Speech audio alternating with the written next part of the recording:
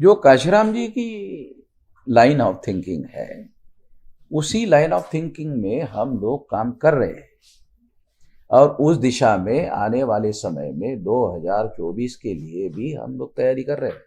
तमाम लोगों को साथ लेकर के चले। आप जितना बड़ा चाहते हो उतना बड़ा करेंगे। आप थोड़ा सा उसका साइज बना दीजिए अपने हिसाब से, हम उसी साइज में अपने को एडजस्ट कर लेंगे। ईवीएम के साथ हम कब मांग रहे हैं? हम मांग रहे हैं कि फ्री, फेयर एंड ट्रांसपेरेंट चुनाव का वादा भारत के संविधान ने किया। इस मापदंड में ईवीएम मशीन नहीं बैठती है, ऐसा तो सुप्रीम कोर्ट ने खुद कहा। 8 अक्टूबर 2013 को सुप्रीम कोर्ट का जजमेंट आपने पढ़ा नहीं, हमसे ले लेना। वो कहते हैं, सुप्रीम कोर्ट क्या कहता है? सुप्रीम कोर्ट ये कहता है केवल ईवीएम मशीन के द्वारा फ्री, फेयर एंड ट्रांसपेरेंट चुनाव नहीं हो सकते। सुप्रीम कोर्ट का जजमेंट है 8 अक्टूबर 2013 का।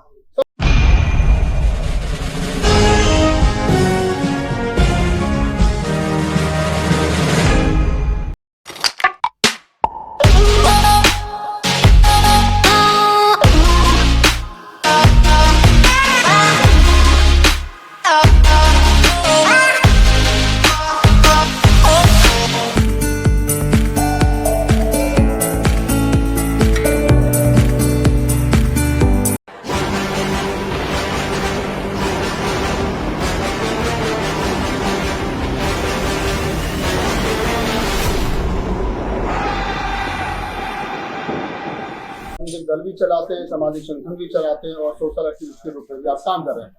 अम्बेडकरवादी होने के नाते आप किस प्रकार से 5 राज्यों के चुनाव को ले रहे हैं? क्या बोल रहे हैं? आप एक राजनीतिक दल भी चलाते हैं, सामाजिक संगठन भी चलाते हैं, एक एक्टिविस्ट के तौर पर भी आपकी पहचान है, सोशल एक्टिविस्ट है, तो आप 5 राज्यों के चुनाव को किस प्रकार से ले रहे हैं? ये 5 राज्यों के चुनाव लोकसभा के चुनाव के पहले हो रहे, इस दृष्टि से इसका महत्व है।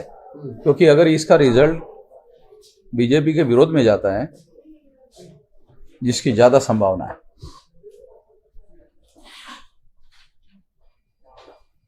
सारे राज्यों में बीजेपी चुनाव हार जाएगी, इसकी ज्यादा से ज्यादा संभावना है।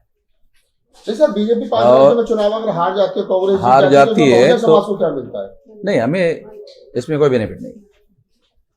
अगर हमें बेनिफिट होता तो फिर हम लोग अलग से चुनाव क्यों लड़ते, फिर कांग्रेस को सपोर्ट घोषित करते। कांग्रेस और बीजेपी ये ब्राह्मणों के अलग अलग नाम है, ब्राह्मणों की एक ही पॉलिसी है दोनों की, और कोई अंतर। राजनीति को कहां देखते हैं?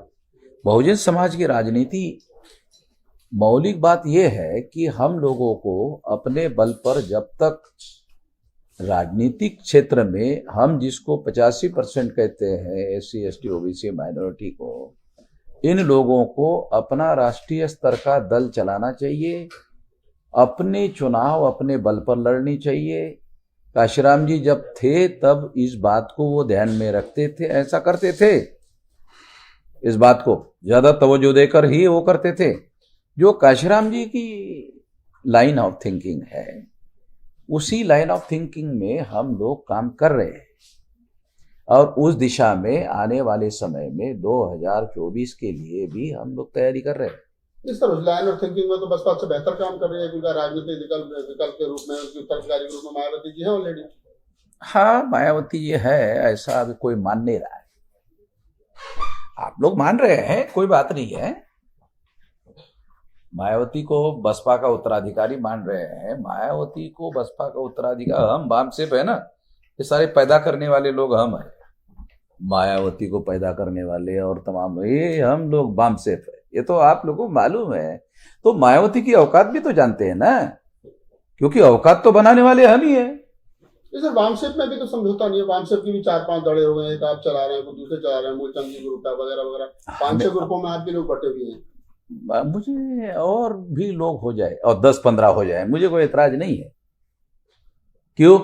ये 99.99.99 में अकेला ही हूं। 0.0000009 जीरो के बाद एक में अगर मान लो और 10-15 धड़े हो जाते हैं, मुझे कोई एतराज नहीं है, होने दो। आप मानते कहीं ना कहीं कि मायावती जो है वो काशीराम साहब की जो थॉट थी, डॉक्टर अम्बेडकर की थोट थी, उससे हटे हैं, विचारधारा से हटे? मायावती को समझ है, नहीं सर, आप कह रहे हैं ना, आप सवाल खड़ा कर रहे हैं तो हम मुझे तो कोई जानकारी नहीं है कि उसके पास ऐसी कोई समझ है। फुले शाह अम्बेडकर की विचारधारा को लेकर के मायावती चल रही। काशीराम जी चलते थे, मायावती कहाँ चलती? सर आप कह रहे हैं कि बीजेपी जो है इस बार संभवतः आप कह रहे हैं कि हारेगी, तो आप 2024 के चुनाव में कांग्रेस या गठबंधन को कहां देखते हैं?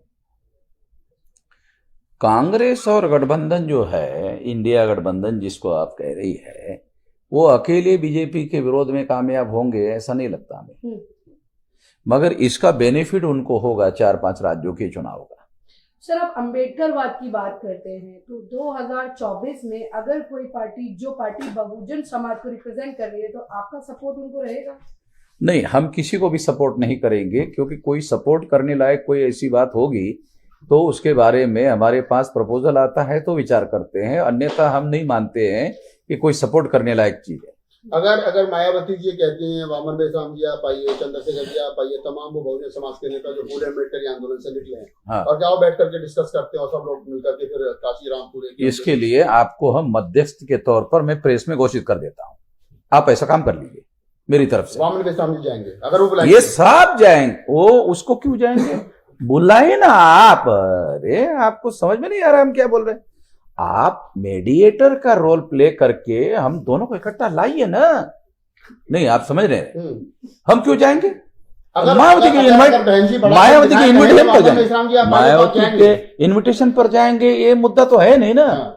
आपको हम मेडिएटर बना रहे हैं, आप बुलाइए, मायावती को बुलाइए, हम भी आते हैं, बुलाइए, बात करिए। सर बात तो वही है ना कि अगर मायावती जी आपको बुलाएंगी तो आप मिलने जाएंगे उनसे? इनको मेडिएटर बना रहे। मेडिएटर ही का काम यही है ना कि आपको मिलवाना दोनों को। हाँ, तो इसीलिए तो हम एडमिट कर दिए ना, मतलब स्वीकार कर लिए कि अगर ये मायावती को लाए और हमें भी बुलाए कि मायावती जी राजी हो गई है, तो हम पहले से राजी है। तो ये मान लिया जाए कि निकट भविष्य में अगर वामन बेसराम साहब बड़ा दिल दिखाएं, तमाम लोगों को साथ लेकर के चलें, आप जितना बड़ा चाहते हो उतना बड़ा करेंगे। आप थोड़ा सा उसका साइज बना दीजिए अपने हिसाब से, हम उसी साइज में अपने को एडजस्ट कर लेंगे। एक आखिरी सवाल ले लेते हैं सर, आपको लग रहा है कि कितना सवाल पूछिए, कोई बात नहीं। हाँ भाई, एक आखिरी सवाल ले लेते हैं, क्योंकि हमने एक लिमिटेशन होती है। सवाल यही है सर कि क्या अगर आपको लग रहा है कि वर्तमान समय में जो सपना काशीराम ने देखा था, कहा था कि जाओ अपने घरों की दीवारों पर लिख दो यहाँ का हुक्मरान बनना है, वो सपना बिखर रहा है? ये तो बाबा साहब का, बाबा साहब का, काशीराम साहब को, उसी बात को काशीराम साहब ने आगे बढ़ाया प्रैक्टिकल रूप से। तो आपको लग रहा है कि वो सपना बिखर रहा है? तो वामन बेसराम साहब क्योंकि बड़ी ताकत है देश के अंदर, बड़ा संगठन आपके पास है, तो आपको पहल करनी चाहिए, उनके विचार को इकट्ठा करना चाहिए, एक आइडियोलॉजी के लोगों को इकट्ठा लाना चाहिए। देखो, अभी हम लोगों ने 31 अक्टूबर को 77 पार्टी के लोगों को, SC ST OBC माइनॉरिटी के लोगों को इकट्ठा किया। 77 जो 28 सितंबर को मीटिंग हुई थी उसमें 32 पार्टी के लोग थे, और 31 अक्टूबर को जो मीटिंग हुई दिल्ली में उसमें 77 पार्टी के लोग थे। अभी हमारी मीटिंग, विधानसभा का चुनाव रिजल्ट आने के 3 तारीख को रिजल्ट आ रहा है, तो हम लोग 10 तारीख के पहले तीसरी मीटिंग घोषित करेंगे। उसमें हो सकते हैं और भी कुछ दल शामिल हो जाए, और ऐसा तीसरा मोर्चा हम गठित कर रहे हैं। उसके 2 पर्याय विकल्प, एक, हम मिनिमम 200 और मैक्सिमम 400 सीटों पर चुनाव लड़ने लायक हो सकते हैं। हमारे पास कोई गठबंधन का प्रस्ताव आता है तो गठबंधन की दिशा में भी हम लोग काम करेंगे, नहीं तो मिनिमम 200 और मैक्सिमम 400 सीटों पर चुनाव लड़ेंगे। तो ये मान लिया जाएगा वामन बेसराम साहब के नेतृत्व में जो है वो एक तीसरा गठबंधन जो है वो घोषित हो गया, को लेकर के बन रहा है।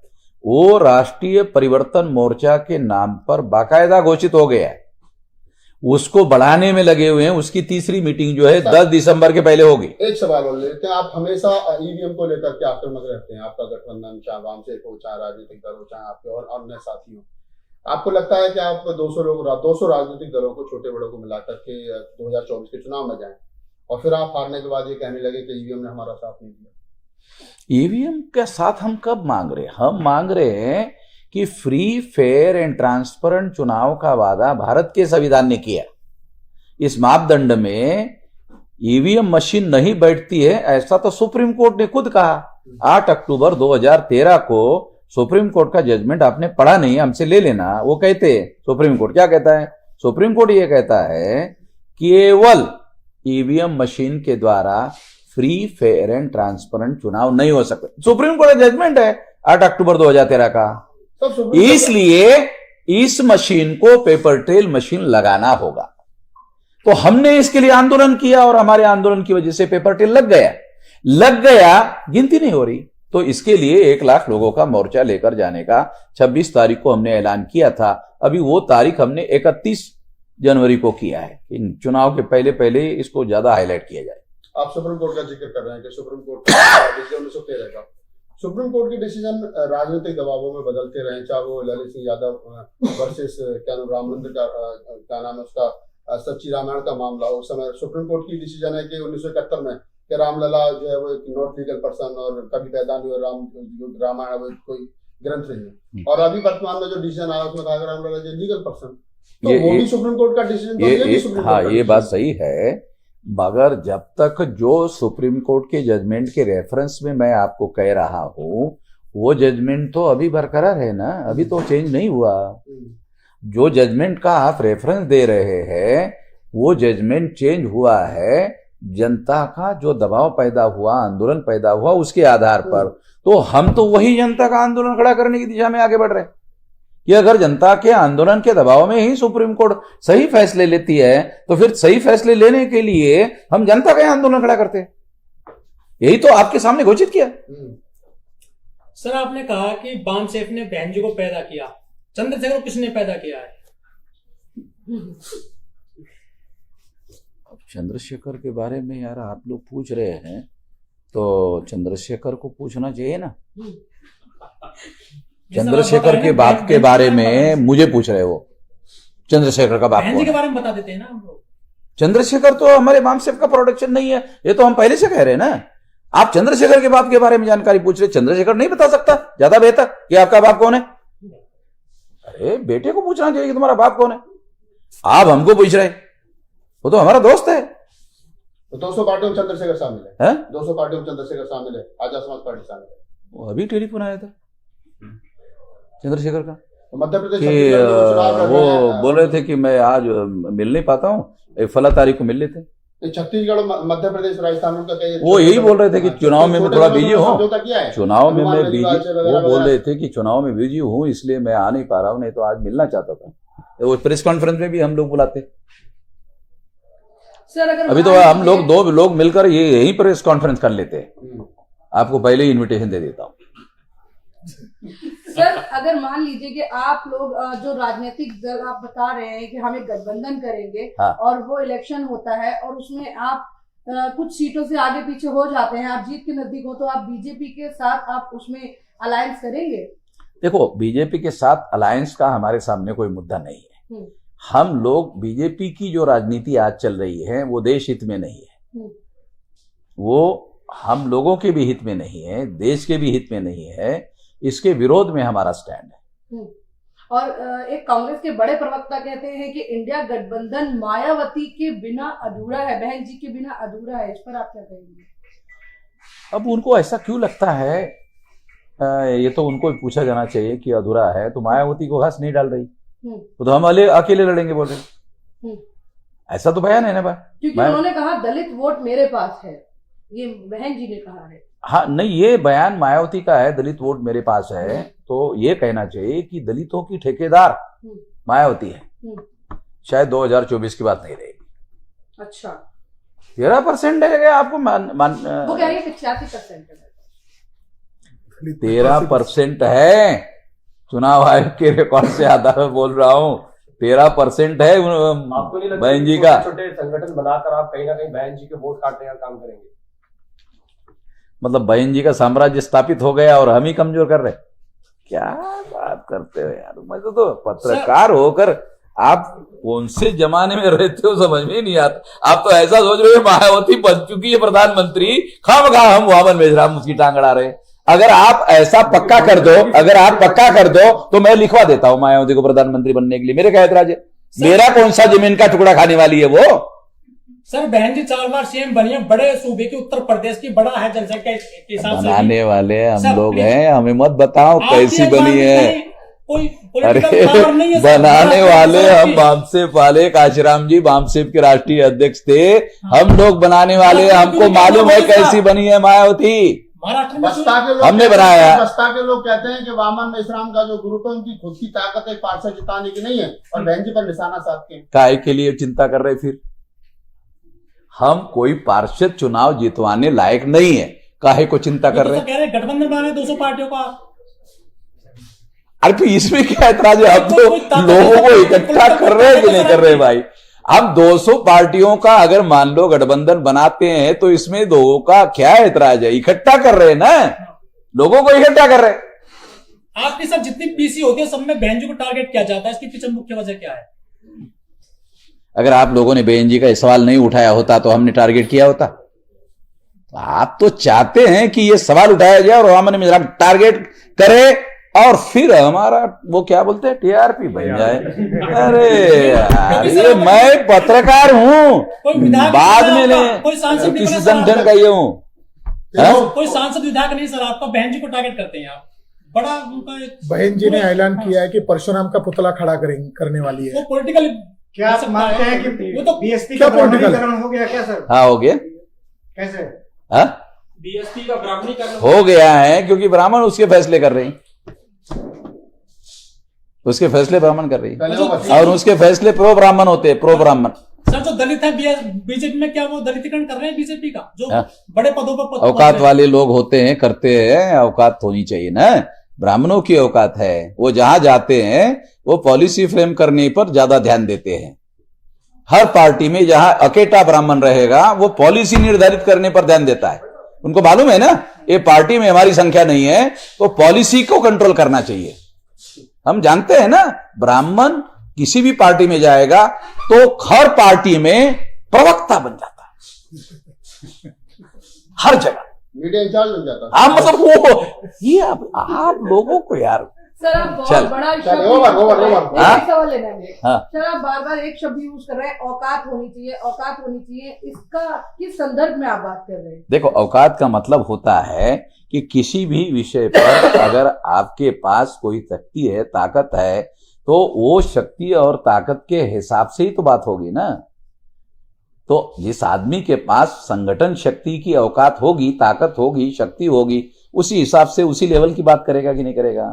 तो मतलब ब्राह्मण इंसान है वो बड़े हैं, दलित इंसान नहीं है? नहीं, हम ये कह रहे हैं कि ब्राह्मण को हम इंसान से बड़ा मानते हैं क्योंकि वो ये ऐसा ही मानते हैं। हमको तो इंसान ही नहीं मानते। SC ST OBC को उनके सारे धर्मशास्त्रों में इंसान कहाँ मानते हैं? वो नहीं मानते ना। अब ये विषय पर तो सब लिखा हुआ है पुराणों में। Thank you so much. धन्यवाद।